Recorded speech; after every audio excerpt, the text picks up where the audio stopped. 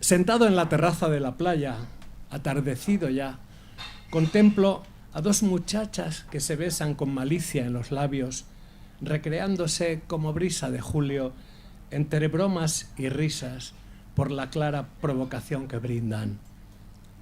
Contrasta la alegría de esos ojos, de esos cuerpos ligeros tendidos en la arena que enredan el deseo en sus cinturas y que juegan o no a gozar del impulso que las tensa, con la adusta mirada de los veraneantes, con alguna protesta que se alza.